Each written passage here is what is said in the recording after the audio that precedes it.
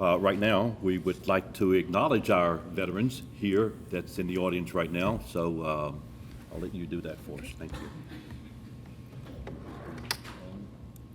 As this is a program that our 4-year-olds put on every year in the spring at the Adventure Preschool in Wynwood, and they do an armed service medley. So as your branch plays, if you would like to stand so that we can honor you, we would love to do so.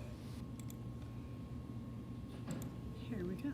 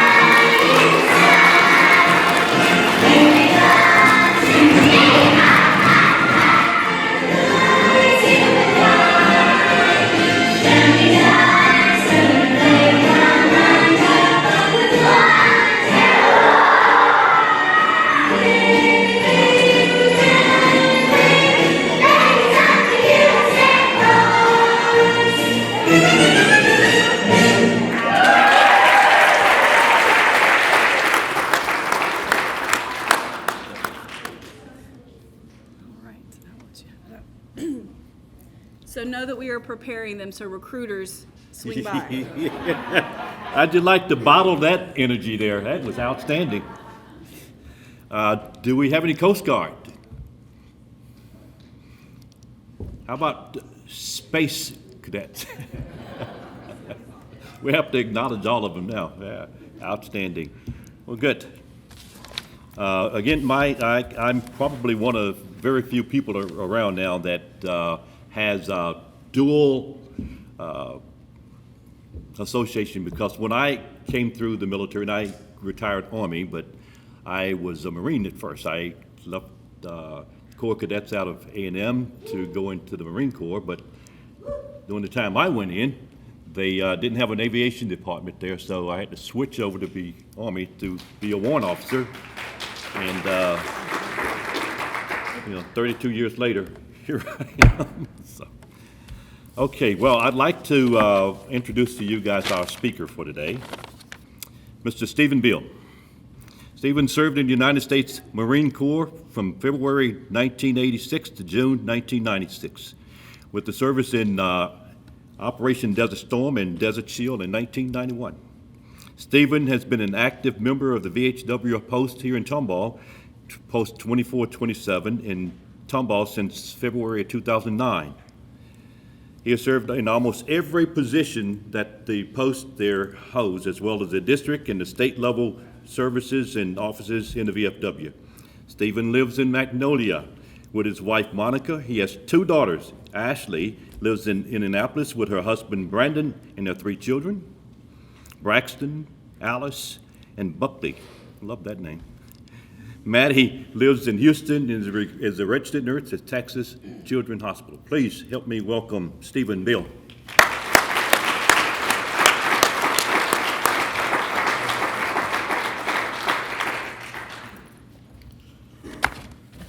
Good afternoon. Thank you for that warm welcome, and thank you for your attendance today. So, for those that don't know or haven't been to a Tomball Chamber meeting or Magnolia Chamber meeting, I do these presentations. The VFW calls them VPRs. We talk about 23 different significant dates throughout the year from a military perspective.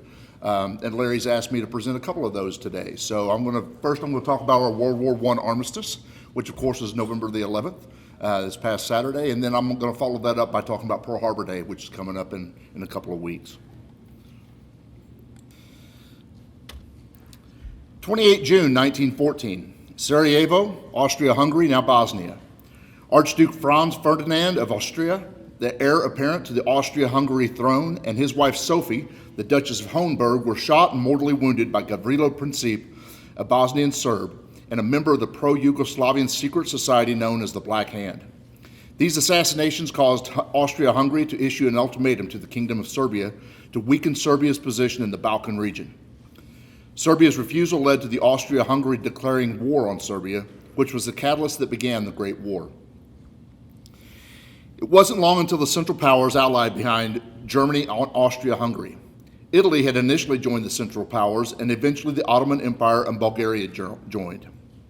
Opposing the Central Powers were the Allies. The Allies were based on the Triple Entente of the Russian Empire, the French Third Republic, and the United Kingdom of Great Britain and Ireland. Before the war had ended, Italy, as well as Romania and the United States, had joined the Allies, and the Russian government had collapsed to revolution and were no longer a contributor to the Allies. During the course of the war, over 70 million military personnel, 60 million of those Europeans, had been mobilized. Over 9 million combatants and 7 million civilians died as a result of the war. Technological advances in industrial sophistication contributed to the casualty rates. New weapons of war were introduced: machine guns, airplanes, poison gas, tanks, and submarines, to name a few. By 1917, the United States had joined the Allies on the Western Front in France, which began the downfall of the Central Powers. And on 4 November 1918, the Austro-Hungary Empire agreed to an armistice, which Germany agreed to on 11 November 1918. The German Empire, the Russian Empire, the Austro-Hungarian Empire, and the Ottoman Empire all ceased to exist following the Great War. Allied military combat deaths, to include missing in action, totaled more than 4.8 million. Total military deaths, which include illness and disease, totaled anywhere from 5 to 6.5 million. Central Powers combat deaths were reported at 3.2 million, and total military deaths from 3.3 to 4.3 million. The armistice ending the war went into effect at 11 a.m. Paris time on the November the 11th, 1918, the 11th hour of the 11th day of the 11th month. Today, we commemorate this day as Veterans Day to honor veterans of all wars. Lieutenant Colonel John McCrae, 1817 to 1918, of the Canadian Army, penned a poem to honor the memory of his fallen comrades as stood the test of time, as emblematic of the suffering of World War I. In Flanders Fields.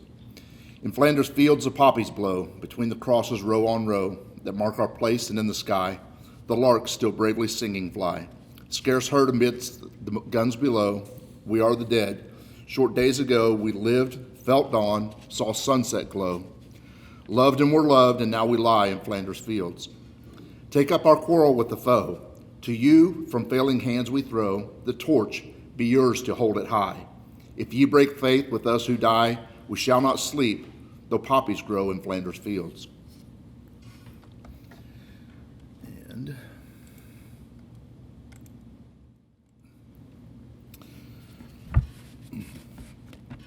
Mr. Vice President, Mr. Speaker, members of the Senate of the House of Representatives. Yesterday, December 7th, 1941, a date which will live in infamy, the United States of America was suddenly and deliberately attacked by naval and air forces of the Empire of Japan.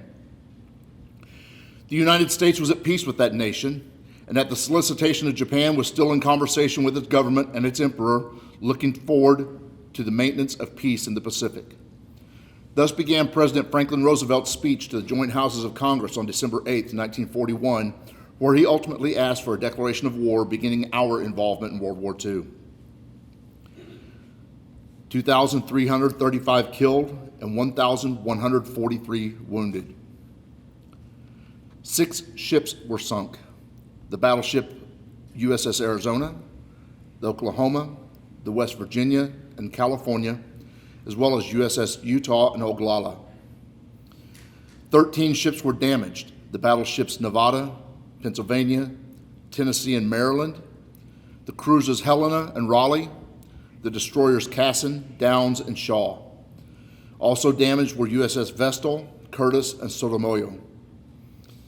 Wheeler Army Airfield was a primary target of the Japanese on the morning of December 7, 1941, as was Hickam Field. The Japanese attacked military airfields at the same time as they hit the anchored fleet.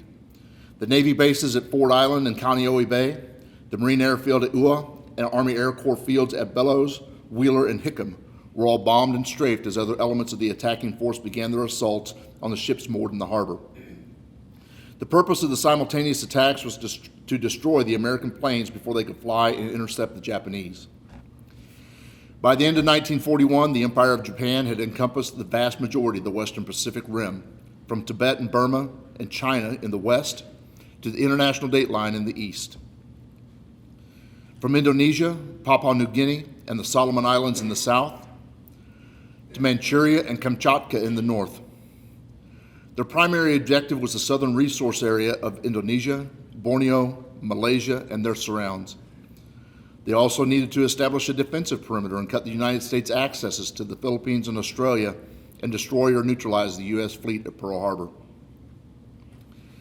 Today, the USS Arizona Memorial spans the sunken wreckage of the U.S. Arizona to serve as a reminder of that date of infamy so many years ago, and a memorial to the 2,335 killed during the attacks of December 7, 1941.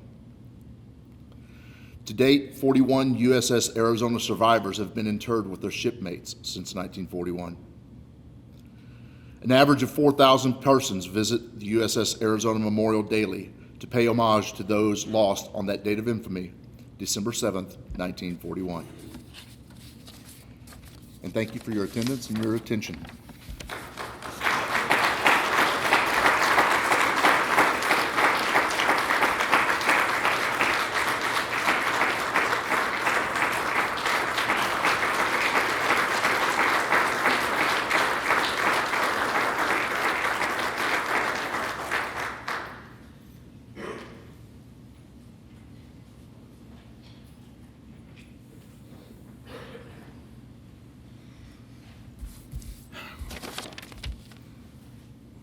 We all know that we are experiencing and living in some very perilous times right now.